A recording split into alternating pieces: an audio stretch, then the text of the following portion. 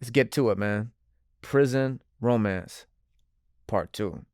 So whenever you land a female, once again, I want to go ahead and clarify if I've used verbiage or say things that offends you as a woman, or that can be maybe like, I'm not by no means trying to degrade any women. Women, all of you are queens that God has created. I love you all to death. But maybe it's just because of the verbiage from prison and the way that I explain this.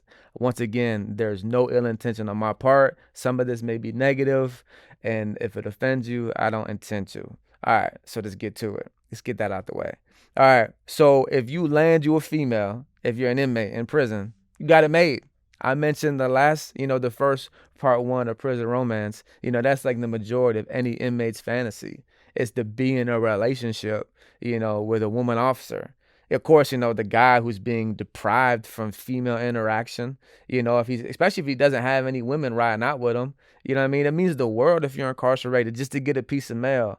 Like, I'll go into that later, but you have no idea the feeling of just longing to hear your name called at the end of the night when the police officer is handing out mail at the flat. Testa, yes, I got mail. Who's it from? You know what I mean? Oh, it's from that baby, man. It's from that girl I'm talking to. You know what I mean? That means the world to, an incarcerated man, because you're removed from like all like female interaction. So to be able to get on the phone and call your girlfriend if you're in a relationship, or call a girl, even if it's your home girl or a girl from the streets, or to get visitation and a hug and kiss them. So that means the world to an incarcerated man, because you're removed from society, man. You know what I mean? So you're longing for that attention, that female interaction, the intimacy. So it's the prison fantasy for an inmate to be in a relationship with a woman officer, especially like sexually.